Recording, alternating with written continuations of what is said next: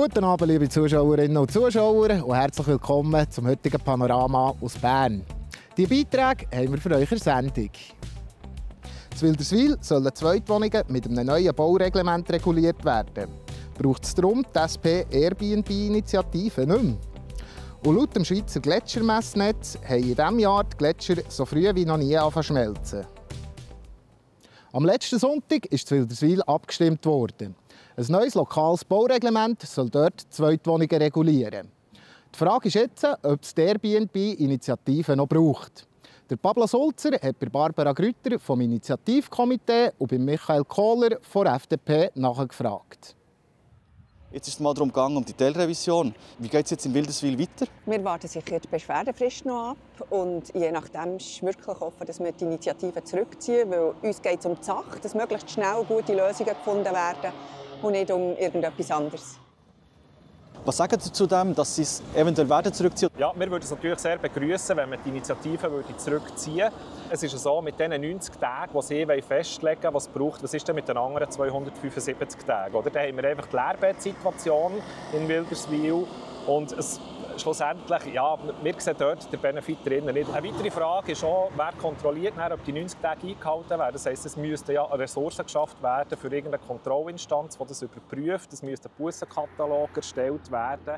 Wie sehen die nächsten Schritte für die SP aus? Also, wir müssen jetzt noch zusammen schauen. Es ist ja erst gesehen, die Abstimmung. Und wir haben schon ein paar Mal mit der Gemeinde zusammen geredet und sind immer dieser Meinung, dass es um die Sache geht. Und möglichst schnell eine gute Regulierung. Auch mit der Planbeständigkeit hat es gar keinen Sinn, noch mal etwas aufzuziehen. Wie zufrieden seid ihr mit der Annahme und mit dem, was jetzt in diesem Baureglement drinsteht?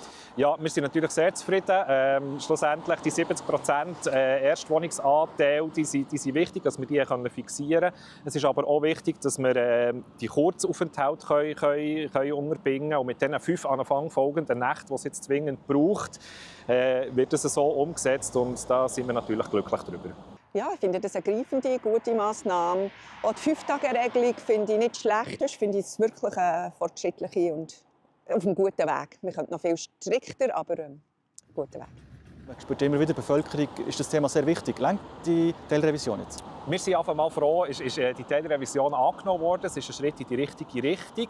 Ob es reicht, werden wir sehen. Das muss man sicher auch verfolgen, was man mit dieser Anpassung erzielt hat. Und ja, werden wir schauen, wo das weiter hergeht. Genau. Man wird sich jetzt noch Zeit nehmen, um allenfalls die Initiative zurückzuziehen. Wie viel Zeit will sich die SP nehmen? Ja, wir haben einen guten Monat noch Zeit und ich denke, das reicht lang. Es wird gleich eine gute Lösung geben.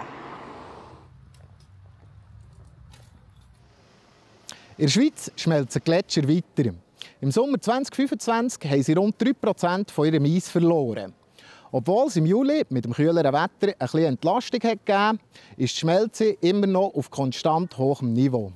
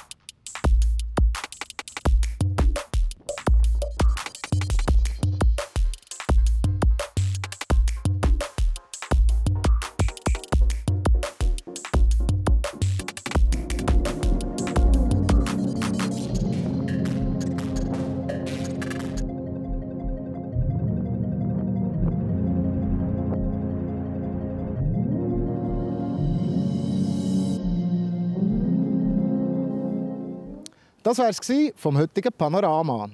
Mehr Informationen zu diesen und anderen Themen findet ihr auf www.plattformj.ch oder auf unserer App. Gerade im Anschluss erfahrt ihr bei den Kollegen von Meteo News, wie das Wetter wird. Merci fürs Hineinschauen und einen schönen Hinweis miteinander. Das Wetter wird euch präsentiert von Made in Bern.